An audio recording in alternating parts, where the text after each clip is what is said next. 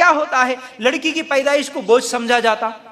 لڑکی پیدا ہوئی تو منحوس سمجھا جاتا، لڑکی پیدا ہوئی تو ارے مائنس پیدا ہوئی بول کے بولتے، لڑکی پیدا ہوئی تو فوراً وہیں پر رونا شروع کر دیتی ہے، سگی ماں سگا باپ معلوم رونا شروع کر دیتا ہے، دادی رونا شروع کر دیتی ہے، طلاق کی دھمکیاں دیتی ہے بہو کو، یہی وہ لڑکی ہے، اور پھر تیسری مرتبہ بھی ہمارے کو یہ ہوا بول کے لڑکی پیدا ہوئی فوراً باپ سر پکڑ کے بیٹھ جاتا، مجھے باہر جانا پڑتا، کمانا پڑتا، میرے بچوں کو کیسے شادی کروں بول کے ٹینشن میں آ جاتا۔ لڑکی پیدا ہوئی اسی شادی کے لیے، اسی جہیز کی وجہ سے جائیداد بیچنا پڑتا، گھروں کو بیچنا پڑتا،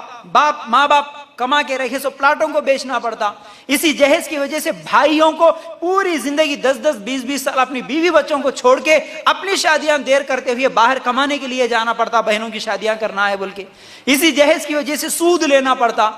اسی جہیز کی وجہ سے خودکشی کر کے مر جاتی ہیں لڑکیاں، اسی جہیز کی وجہ سے زنا کر لیتی ہیں ہماری مسلمان بچیاں، شادیاں نہیں ہو رہی، اسی جہیز کی وجہ سے شادی نہیں کر کے 40 50 سال کی عمر بوڑھیاں ہو کے ویسے ہی مر جاتی ہے، شادیاں نہیں ہو رہی، اسی جہیز کی وجہ سے کتنی جرائم ہو رہے،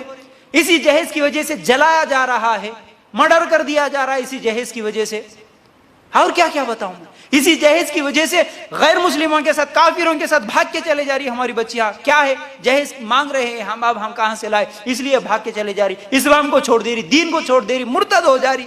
یہ اتنا بڑا جرم ہے جہیز، اس کو کوئی جرم ہی نہیں سمجھا،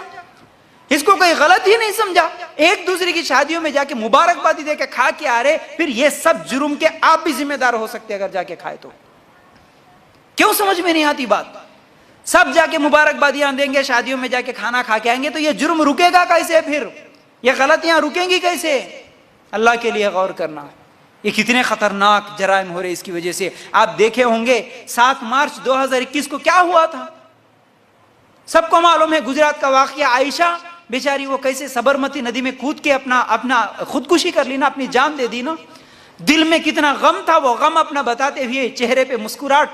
دکھاوے کا مسکراہٹ لاتے ہوئے وہ خودکشی کر کے مر گئے بیچاری، اس کے دماغ میں، اس کے دل میں، اس کی زندگی میں کیا کیا گزرا تھا ہوگا، بیچاری وہ خودکشی کرنے پر مجبور ہو گئی، کیوں نہیں سوچتے آپ؟ ایسے کتنے لوگ ہوں گے جو خودکشی کر کے مر رہی ہے، اللہ کے لیے غور کرنا۔ کتنی لڑکیوں کو جلایا جا رہا ہے اسی وجہ سے، ہر سال انڈیا میں 7 سے 8 ہزار عورتیں اسی جہیز کی وجہ سے خودکشی کر کے مر رہی ہے، معلوم ہے؟ 2020 کا رپورٹ آیا، 2020 پچھلے سال کا رپورٹ آیا، 6966 لوگ مر گئے ہیں جہیز کی وجہ سے، لڑکیاں مار دی گئی ہے جہیز کی وجہ سے، اللہ کے لیے غور کرنا۔ اسی طرح کیا ہے، ویسٹ بنگال آج کہاں کہاں کیا کیا چیزیں ہیں، صرف مسلمانوں میں نہیں، غیر مسلموں میں بھی کیسے جرائم ہوتے ہیں، دیکھیے یہ پیسوں کا ہوس کیا ہے۔ ویسٹ بنگال کا واقعہ ہے، غیر مسلموں کا، رشیکا اگروال نام کی ایک لڑکی کروڑ پتی کی بیٹی ہے، اور اس کو جہاں پر اس کا نکاح ہوا وہ بھی کروڑ پتی ہے، اس کا باپ کہتا ہے شادی کے خرچے، کھانے، فنکشن ہال، یہ سامان، یہ سب کے علاوہ 7 کروڑ روپے کا جہیز دیا تھا وہ اپنی بیٹی کو، 7 کروڑ روپے۔ اس کے باوجود شادی کے بعد معلوم ہوا اس کا شوہر پھر بھی ستا رہا ہے جہیز کے لیے، پھر بھی اس کو ڈرگز کا عادی ہے، ظلم کرتا ہے، مارتا ہے، ظلم کرتا ہے، تو وہ شادی ہونے کے کچھ ہی مہینوں کے بعد وہ واپس آ جاتی ہے اپنے میکے میں۔ آنے کے بعد کیا ہوتا ہے، 13 فروری 2021 کا یہ واقعہ ہے،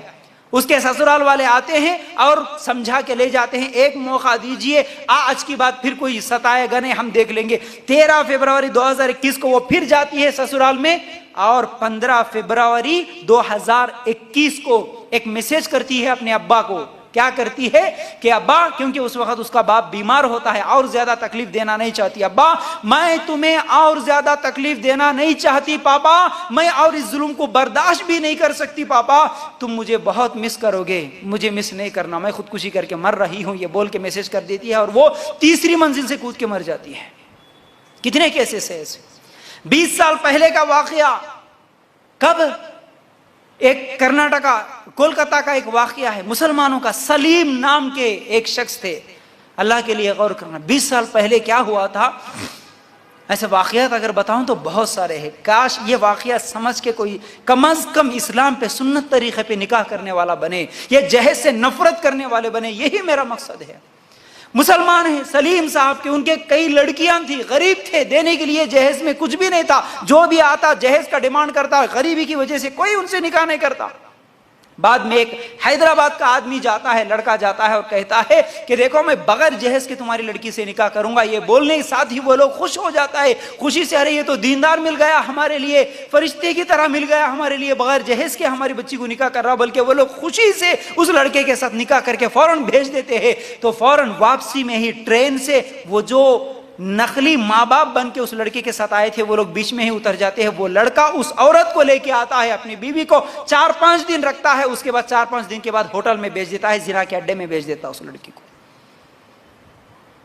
کتنے واقعات سناؤ۔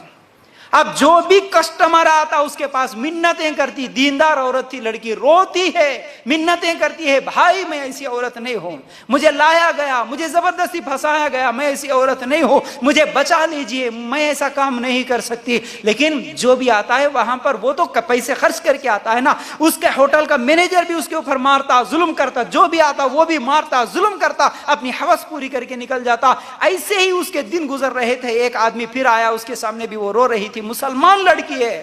اس نے کہا کہ ٹھیک ہے اگر آپ ایسی حالت میں ہیں تو میں تمہیں نکال سکتا ہوں یہاں سے، پولیس اسٹیشن میں کیس کروں گا۔ اس لڑکی نے کہا کہ نہیں بھائی، پولیس وغیرہ کی ضرورت نہیں ہے، میں اب نہیں لڑ سکتی، لیکن ایک کام کر دینا، میرا خط میرے ابا کو پہنچا دینا فلاں ایڈریس پہ۔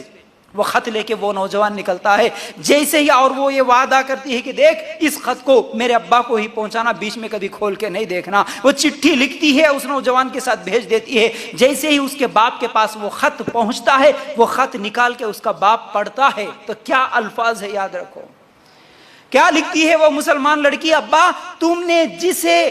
دیندار سمجھ کے بغیر تحقیق کے مجھے نکاح کر کے دے دیے ابا، وہ تو ایک پکا شیطان نکلا۔ ابا اس نے تو کیا ہے 4-5 دن رکھا مجھے اپنے ساتھ، اس کے بعد مجھے زنا کے اڈے پہ ہوٹل پہ مجھے بھیج دیا۔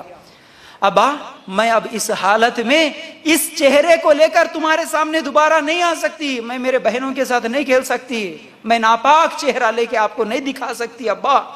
بس جب یہ خط آپ کے پاس پہنچے اس وقت تک تو میں خودکشی کر کے مر جاؤں گی، میں تو زندہ نہیں رہوں گی، مجھے معلوم ہے خودکشی کرنا حرام ہے، مجھے معلوم ہے، اس کے باوجود بھی ابا میں ایسی زندگی نہیں گزار سکتی، اب مجھ سے برداشت نہیں ہوتا،